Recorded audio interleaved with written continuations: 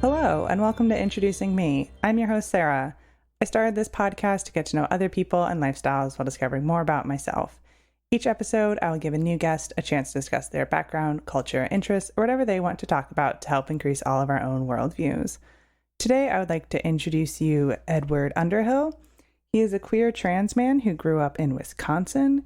He currently lives in California, where he writes music and stories. His debut novel, Always the Almost, will release on Valentine's Day in 2023. So I'm excited to get to know Edward today and hear more about his book. So Edward, thank you so much for being here. Why don't you go ahead and tell us a little bit more about yourself? Thank you so much for having me. So, my name is Edward. I grew up in Wisconsin, and I'm a queer trans man, and I currently live in Southern California. And I basically sort of have two jobs. I write music, is job number one, which is mostly for TV these days. I've written some music for cartoons, and then my other job is writing books. And so my debut novel is coming out in February. And so how did you first come to creativity with writing music and your debut novel? Yeah, so I mean, with music, I grew up playing music. I started playing cello when I was 5, which was not a decision I made. That was definitely something where my parents are like, this instrument is nice, you should play it. So I started taking lessons when I was 5 and started playing piano shortly after that because we had a piano in my house growing up. And then really the composing just kind of happened because I started making stuff up on those instruments. I would just try to mimic things that I heard and then just sort of made stuff up. And then with writing, I think it was actually kind of a product of like where I grew up and being super bored. Like I grew up in suburban Wisconsin. You couldn't walk to anything. Like you had to get in the car, go anywhere. So I just kind of made up my own adventures. I really liked reading as a kid. So I almost I don't even remember consciously thinking about it, but I think I just started writing my own stories. I wrote a whole lot in high school. I wrote some really terrible novels. And then I started getting more serious about it and thinking like, well, how could I, what could I do with this? Is there like a way that I could get a book published? How does a book get to be on the shelves of a bookstore? So I started kind of writing a little bit more seriously, writing and revising much more rather than just sort of writing a first draft and then going, well, I wrote a novel, I'm done. So right after college, I wrote a book and queried a couple of agents with it, which basically means like an agent is sort of the one who sells your book to the publisher. So the first step in getting a book published is to query an agent. Is like send it to an agent, hope that an agent wants to read it, hope that the agent wants to champion it, and then that agent will try to sell it to a publisher. So I had an agent interested in this book, and then I sort of realized, looking over his revision suggestions, that I didn't feel like this book was ready at all. That it was just like he had so many good comments, it made me see all these other things that didn't quite feel right about the book. And so I decided not to go forward with it at that time. And that's honestly a decision I'm still really happy with. So then from there, I kind of was focused on music for a while. I was in grad school, and then I moved out to California, and I started building a career, and I was like working as a composer assistant. And that's like a lot of work. I was working like 60 to 80 hour weeks on Disney TV shows. And it was great and also exhausting. And then I kind of came back to writing within like a year and a half around the 2016 election. I lost 2 grandparents, a cousin, my partner and I lost our cat, and my partner lost a grandparent as well. So I sort of had like this big slap in the face of grief on many levels. And So I started writing a book to kind of wrestle with that. And I wrote this book while I was waiting for my computers to start up in the morning in kind of like 15-minute chunks wherever I could. And then like if this were, a TV show or a fairy tale, I would send that book out to agents and they'd be like, oh my God, yes, this book of your heart, I want this. And then it would be published. And the actual reality is I sent that book out to a lot of agents and a lot of agents liked it. And everybody said, no, thanks. So I eventually shelved that book. And then where always the almost happened is that I still remember coming up with it. I was driving to work really early one morning and just feeling kind of exhausted and kind of done with stuff and just feeling like I always almost get to the point where I want to be, but I somehow don't quite get there. And I came up with this idea for a book of this, like I was thinking back to these classical music competitions that I did in high school where, surprise, surprise, I ended up runner-up a lot somehow. And there were just like these very intense competitions that everyone did in the classical music world.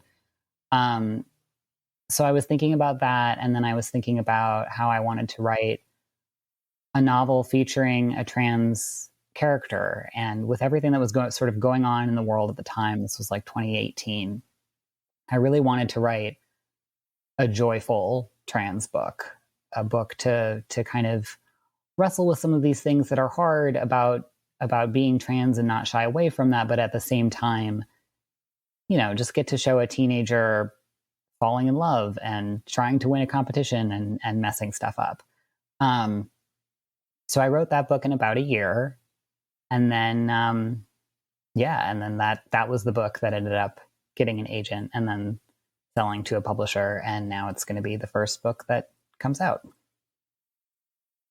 And so it sounds like at least some of the themes of this book are very much from your life. So did you like pull back memories and really put yourself into the character? Yeah, absolutely. At least in some ways. I mean, Miles, the main character in my book, is very definitely not me. There are things. In some ways, he's a lot more confident than I would have been at that age. He just knows who he is much more than I did when I was 16. But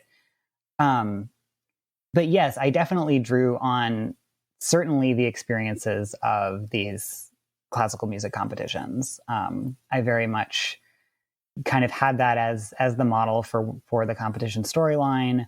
The book is set in the Midwest in a fictional town, but it's very much based on the town where my mom lives now.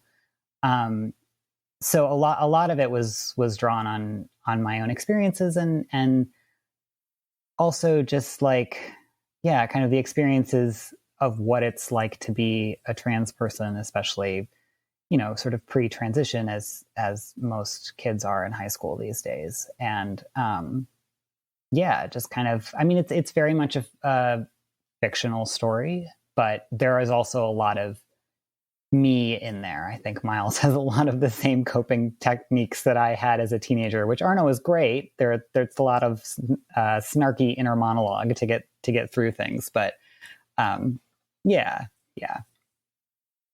But that makes it more realistic and relatable for young adults. I hope so. I mean, yeah, I think like it's certainly a way to kind of add voice to a novel, but I think like for me, definitely like the part of the reason I love writing young adult is because just like everything's a little dramatic when you're a teenager. Everything's a little messy. And those kinds of big emotions are just like sort of where in some ways I think the most humanity is. Just like dealing with like who you're going to be. That's sort of the first time in your life you're really wrestling with that question.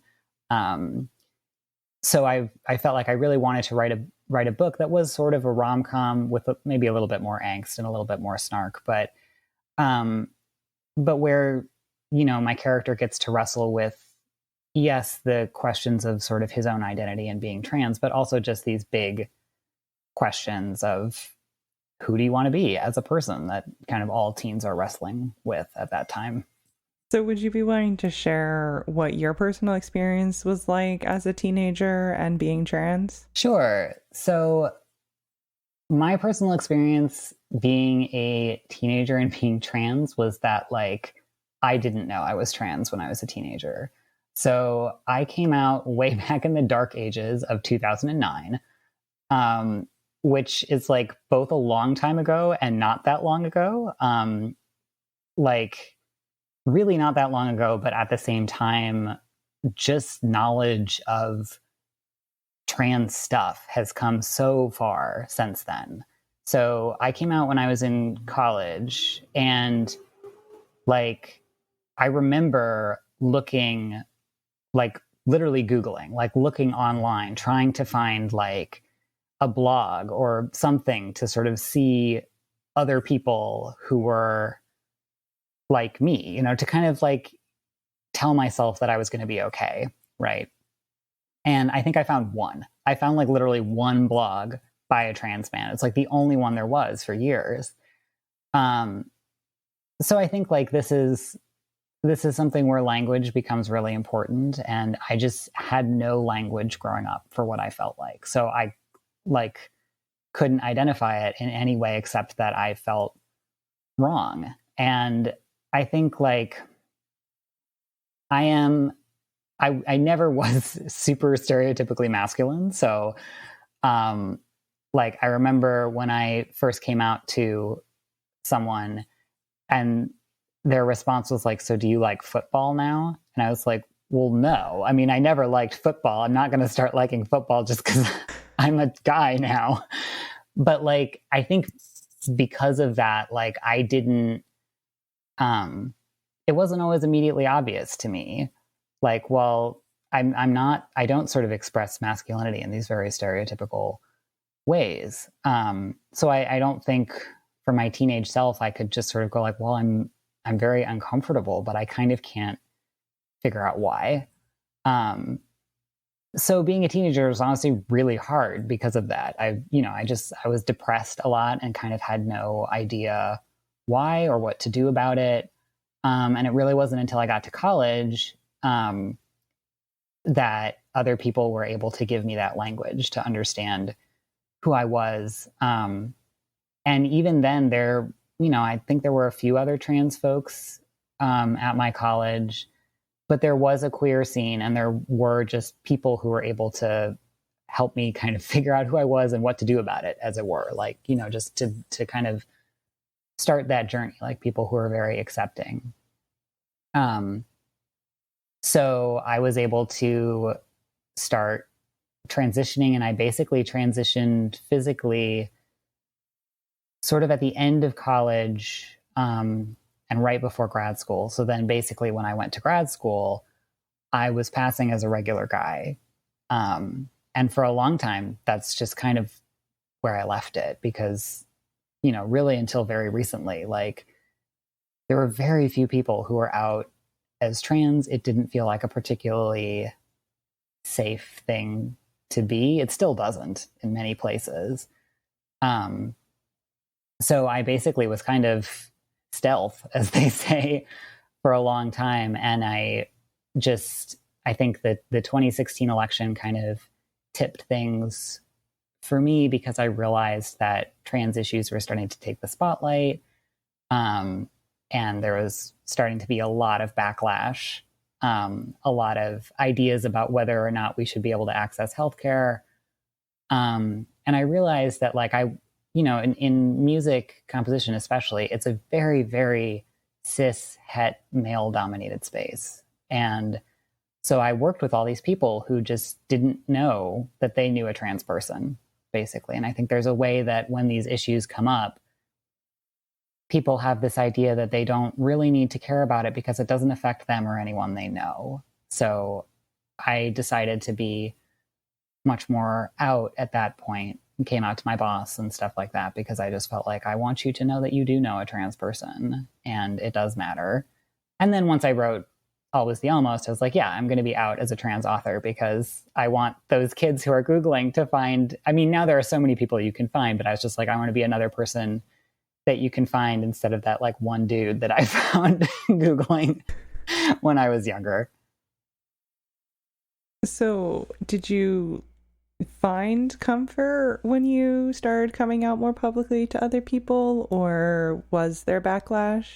I basically had a really positive experience, which I think I was very lucky. I mean, when I first came out as trans, that was more complicated and that was trickier. And it was partly just that so few people even knew what that meant, that I think it was hard. I mean, it was hard for my family to really grasp what that meant. And it took some working through to kind of get to a point where everybody was okay. I think like when I came out later in 2016, two more of my acquaintances or the folks that I worked with, that went pretty well. I mean, I basically approached it as like, if you need to ask me questions, which is like not what I recommend doing the second you know a trans person. Be like, let me ask you all the questions, because some trans folks are like, I would really like to not be everyone's trans 101. But I just felt like, yeah, you know what? Ask me the questions. I'd rather you get this from me than from like whatever random Google search you're going to do in 5 minutes. And basically, like, we got some questions out of the way and then we kind of moved on. And this is also Southern California. Like I think, especially recently, it's been extremely different in different parts of the country. And I'm lucky that right now I live someplace where it is absolutely 100% easier to be trans here. And also I look like a regular guy walking down the street, right? Like I am a sort of short regular guy and I probably read as pretty gay, but like, that's a lot different than someone who doesn't necessarily pass as a cis person. And I'm sure that, that impacts my experience as well. Yeah. Well, I'm glad to hear that, there is positivity. You have had good experiences. Yeah. So then, obviously, when you wrote this book, you wanted to make sure you had representation in the book.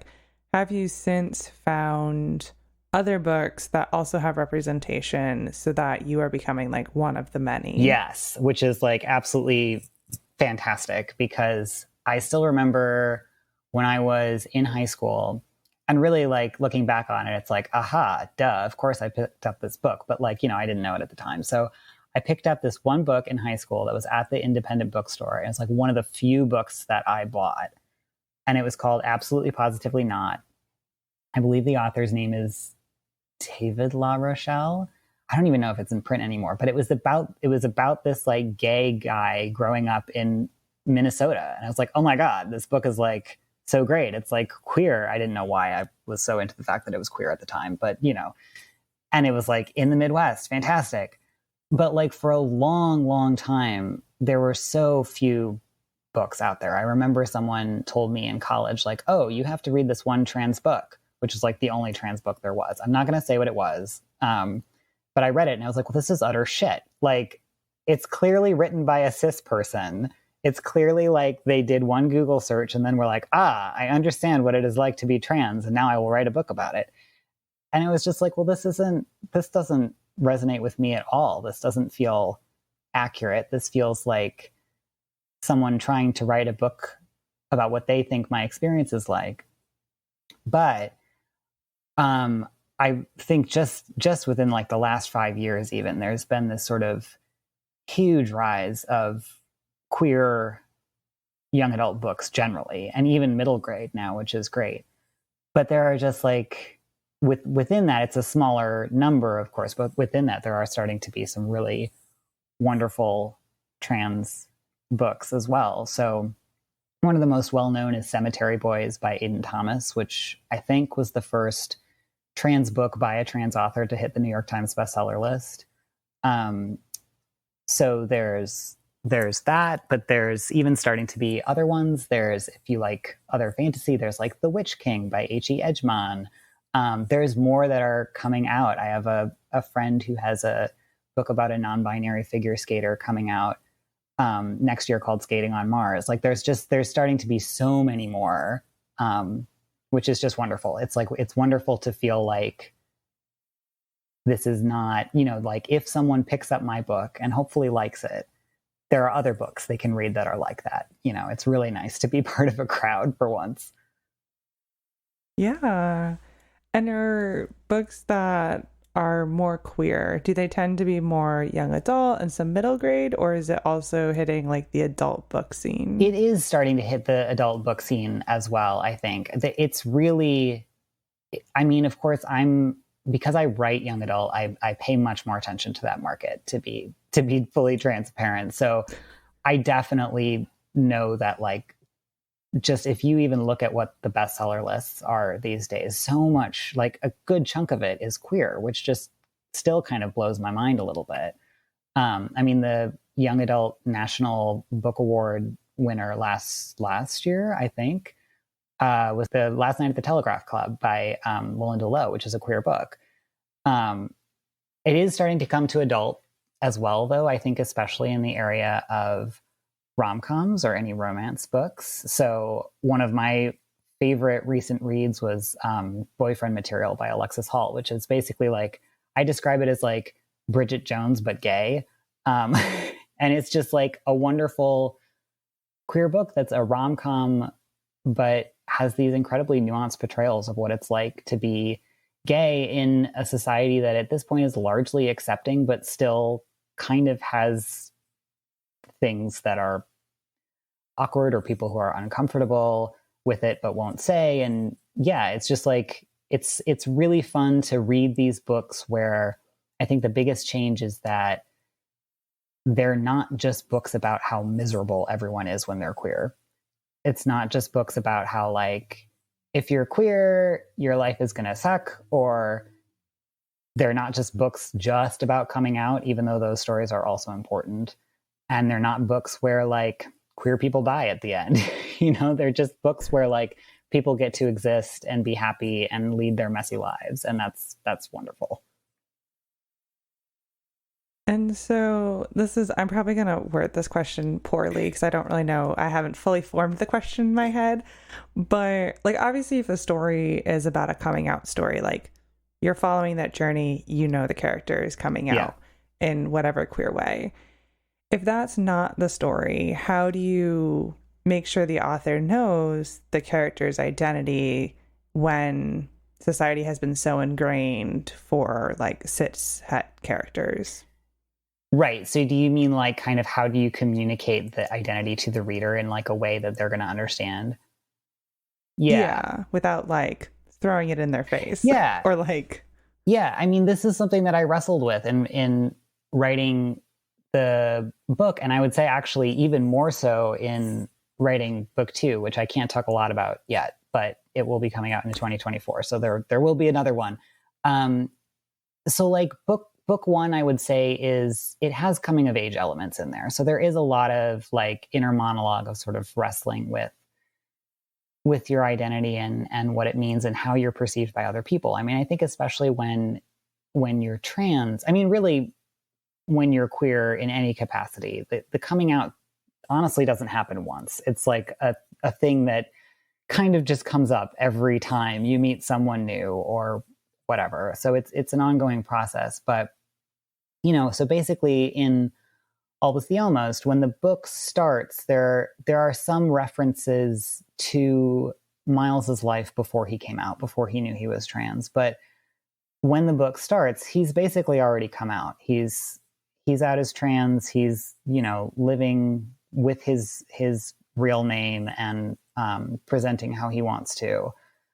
But it's also all in his own head. So there are a lot of ways that you can kind of just wrestle with what the everyday thoughts are. The fact that, like, trans people have to think about, especially, like, pre-testosterone in this case, for example, like Miles has to wrestle with where he's going to go to the bathroom. There's just all of these things that I think most people would never think about.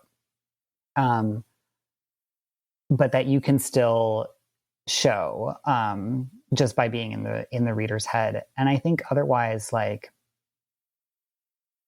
it's just also like, if you have queer supporting characters, which I usually do, I think because my books involve romance, there's a lot of, it's fairly easy to kind of have those characters talk about it. So the two of Miles's best friends happen to be dating each other, and they're both girls at the beginning of the book. So the other thing is, like, honestly, when you're in a group of queer people, they talk about queerness a lot. Like, it's just kind of a natural topic of conversation, partly because, like, where else are you going to talk about it? Like, how else are you going to have it? Like this, like, when you're with your queer friends is the place to talk about it. And there's this wonderful quote from Cemetery Boys by Aiden Thomas that I mentioned earlier.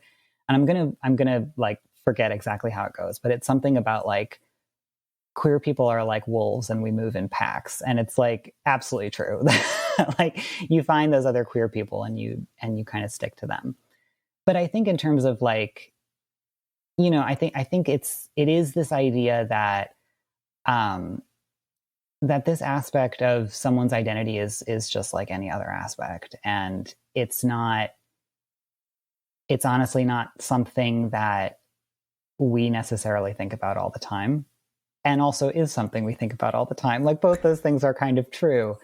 But yeah, so I think a lot of it for me was just, like, just putting in the characters in everyday situations, in the situations that I wanted them to be in. And the truth is, a lot of that stuff comes up because it does when you're a teenager, especially, in terms of who do you have a crush on, or, who are you currently fighting with, or, just all sorts of stuff. It easily comes up. And I think, especially if you're writing a main character who's queer, when you're in their head, you're going to see their thoughts, and that's inevitably going to be part of it. Yeah. Well, I appreciate you answering that question. And I think you explained it really well in a way that makes sense for someone who may not have ever read a book with a trans or any sort of queer character. So you did mention that there's going to be a book 2 and that you can barely say anything about it. So the only question I'm going to ask, is it like a continuation or like similar characters, that they are a pair of books? No. So both books are standalone books, which is actually pretty typical for contemporary young adult books. It's like, you'll find sequels in fantasy much more often than you will in contemporary books. But so it is a second standalone book featuring a grumpy trans boy and a sunshine queer girl, and they're both in marching band, and that's all I'm going to say about it for now. But it is also like very similar in terms of genre. It's also a rom-com, and also contemporary, and also young adult. Yeah.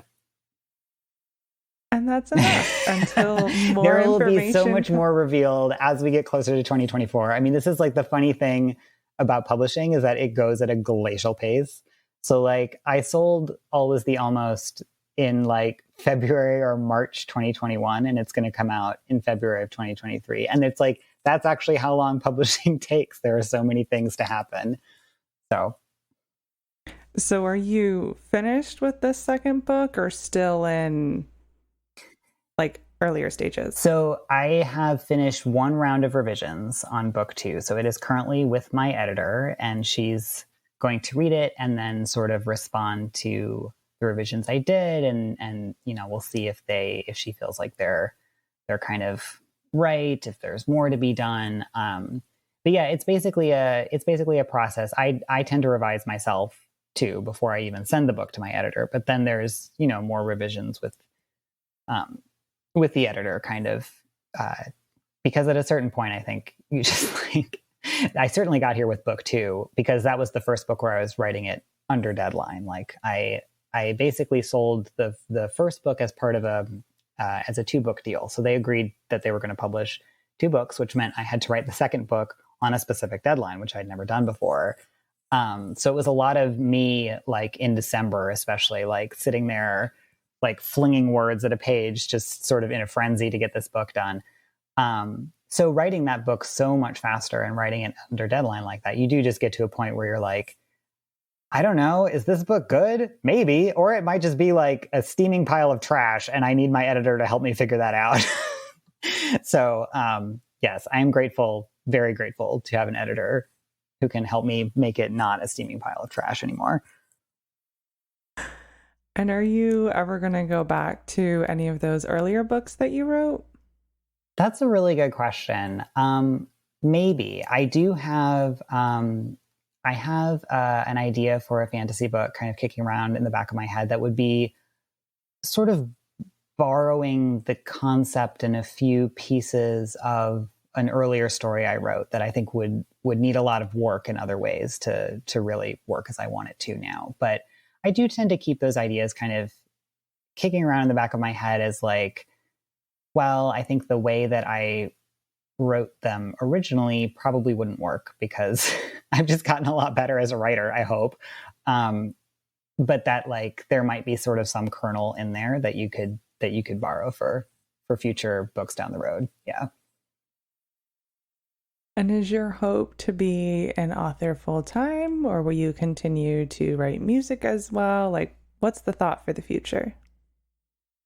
I don't know. I mean, you know, the truth is being an author full time is really, really hard. It's very hard to kind of make enough money off the books that you sell, even if you're being published by a big 5 publisher. Like I'm with Macmillan, and that's just kind of how things go right now, unless you're sort of a breakout bestseller. But I mean, like at the same time, my other job is composing music. And like longer ago, I would have been like, how does one make a career out of that? I don't know. That doesn't seem great either. So really I could like kick myself a little bit for choosing apparently 2 creative careers that are both freelance and both really hard to navigate. But, you know, I think like where I am right now is that I want to keep writing books. It's been wonderful so far. I mean, it's just like this thing that I think, you know, music has always been special. And sort of, as I mentioned earlier, like my parents started me playing the cello. So in some ways it was this sort of special thing that was handed to me. And writing is sort of this special thing that I found completely on my own. So I think like that aspect of it, it's been sort of a very different journey to like actually be having a book published and go, hey, wait a minute, maybe like I don't suck at this. But yeah, so like right now I'm like, you know what, I'll keep composing, I'll keep writing, and we'll just kind of see where things go. And you talked that you did, you know, you were working a lot early on in music composition. Yeah. So how have you made a career in music composition? So, yeah. So, I mean, music composition, like there's so many different ways that you could go. But the way that I decided I wanted to go was I wanted to write film music was the thought originally. So I did a master's in film music, and then I moved out to California, and I I started by like doing an internship and literally getting some very famous composer's coffee, which is like, I'm so glad I have a master's degree for this. This is just great. But that did kind of, you know, like a lot of it is networking at those lower levels. And so I basically then from there,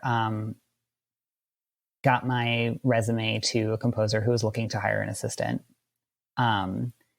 And I ended up getting the job. And a lot of composers have assistants. It's sort of anything from like their computers break and they literally need someone to fix them. But also to like, you know, so many composers are so busy, they sometimes need some help writing some music.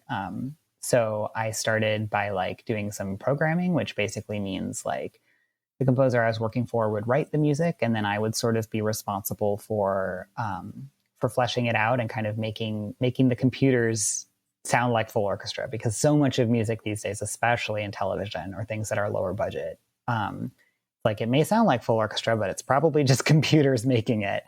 So that's like honestly half the job now, is like, how do you make these computers sound like the best full orchestra you can make them sound like?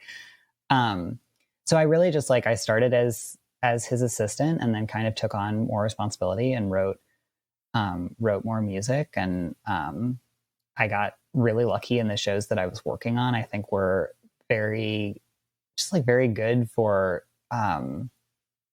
my natural, like what I have experience in, which is really like orchestral based composing. And then they were just really great shows to work on.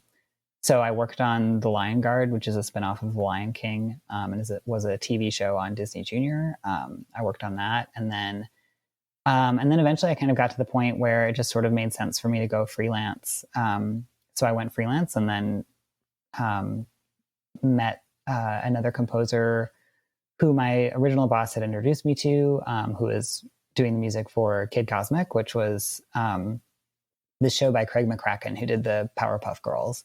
That's on Netflix. And so I started writing music for that. And that was super fun. It was just like, riffing on a lot of old science fiction tropes and stuff. So then, I just like, so now I'm kind of in a position where I'm freelancing. So I take on work mostly as like writing additional music for other composers when they need it. And that has worked out really well for the moment, at least, because it means that I can kind of make my own schedule. And so when I have a lot of writing deadlines, I can be like, okay, I need to, dial it back a little bit on the music front and give myself more time to write. And do you have any big goals for some sort of music composition in the future? Because you've now you haven't officially hit publish on the book, but you've published a book. Right. So have you, do you have like a big, I want to be in a big movie or something? The funny thing is I absolutely went into this being like, I will one day write music for the next Star Wars. And the funny thing is I feel much more complicated about that now. I think that writing music for really big movies like that is just, it's a lot of time. It's a lot of energy. And those folks can literally do nothing else. I mean, it's their lives while they're working on that. But it's also complicated because with the sort of disappearance of smaller mid-list movies, the only movies that use live orchestra anymore are those big movies, are Star Wars and the Marvel movies, and maybe the biggest, Pixar movies. But a lot of why I got into this was because I wanted to keep working with musicians. I grew up playing cello. I went to college originally also like as a cello major, and then injured my wrist and had to drop that. So like a lot of pursuing composition was that I wanted to keep working with musicians. So it's been, it's complicated because I think a lot of TV stuff or smaller movies just don't use live musicians anymore. And then it's a very isolating experience to be sort of writing it by yourself, just trying to make these computers sound like real musicians and knowing that you're never really going to get the magic that happens when you have real people playing music. So I don't know. I mean, I think where I've come to right now is that really my goals are to work on projects with people that I love working with. And I've been really lucky to do that. I mean, like this recent gig, Kid Cosmic, was just like, everyone on that show was amazing. Working with the composer, Andy Bean, on that show was amazing. And just like writing the music was super fun.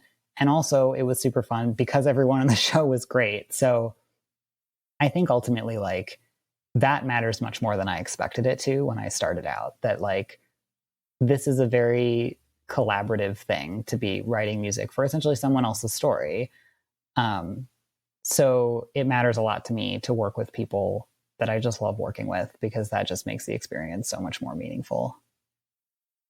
Right. Now, because it's collaborative, is it something that you're having to go into an office for, or are you doing things remotely, especially with the pandemic? Yeah. So when I worked for worked for that other composer on some of those shows when I was getting started, I did go into his studio and would do work there. And now that I'm freelancing, I sort of kept working out of that studio for a little while, and now I basically work out of my garage. So I've been very lucky that I've kind of been able to set up a studio in there, which is great. Now my commute is like walking out of my door, which is so much better than driving halfway across the city. But it is like this. It's this weird. It's a weird thing where it is very collaborative because you're working on this project with a bunch of other people, but also in reality, it's like you're all sitting in your little soundproofed rooms doing like your little piece of this thing and like not seeing another human all day.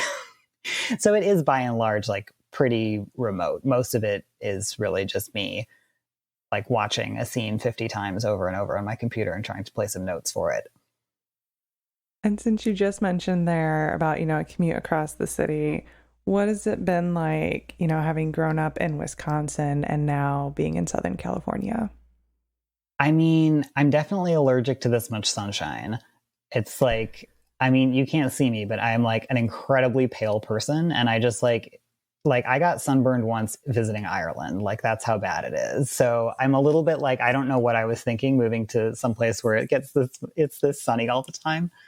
But I will say like, I think I have, I don't think that the Midwest and Wisconsin is sometimes as sort of black and white as a lot of people portray it. I remember after the election reading all of these pieces like, what is going on in these places that voted for Trump or whatever? And it's like, I definitely got the feeling that the New York Times just like thought Wisconsin was entirely white and entirely Republican. And I was just like, no, it's so much more complicated than that.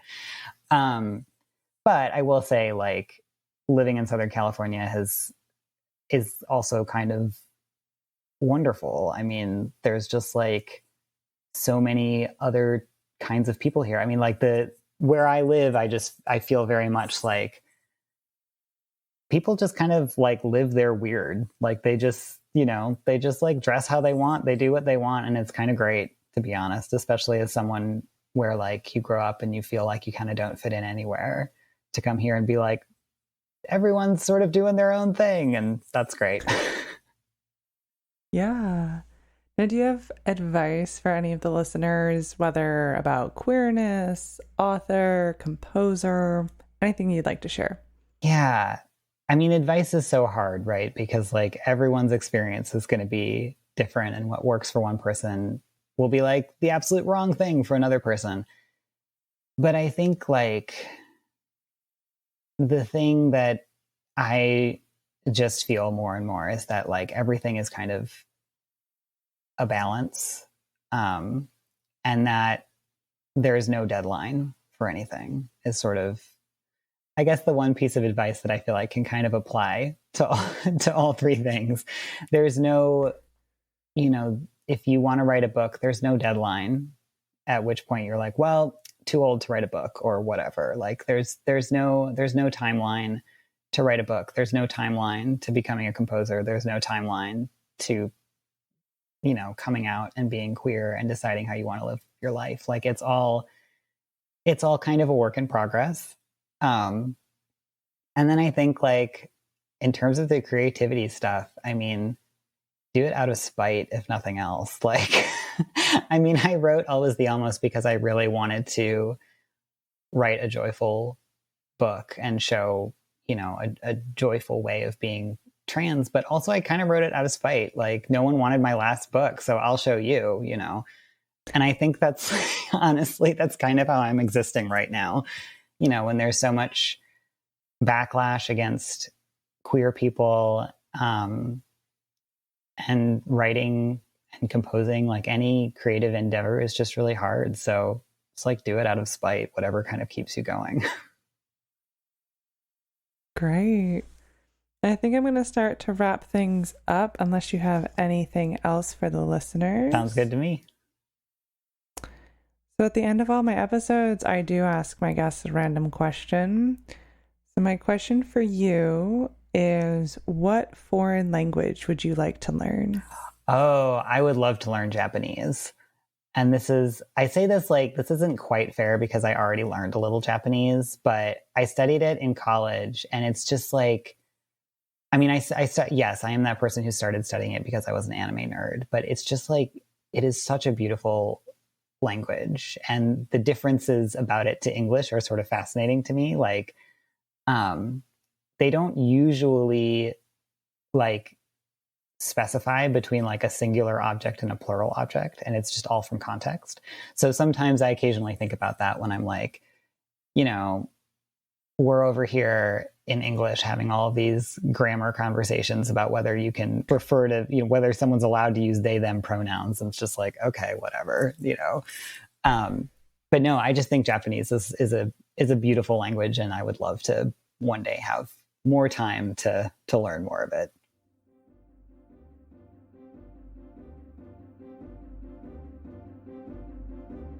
All right, that brings this episode to a close. I'll be leaving Edward's website in the description, along with a link to his book site as well, if you'd like to get in and check that out for pre-order or purchase it after it comes out in February. I'll also be leaving a list of all of the various books that he recommended throughout this episode. So the various queer books, I wanted to make sure that those get in the description so you can reference those if you'd like to check any of those books out. And of course, if you would like to connect with the podcast, our website is in the description as well. That brings you to all of our social media, Instagram, LinkedIn, and Facebook. It also brings you to all past episodes if you want to check out episodes with other authors or other queer people. We've got a lot of those published, so feel free to go check those out as well. And if you'd like to be a guest, my email is in the description. I'd love to connect with you. And if you'd like to support the podcast monetarily, a link to do that is in the description as well. So thank you so much, Edward, for spending time with me today, and to my listeners for taking the time out of your day to hear a new story. Until next time, bye. Thanks so much. Bye, everybody.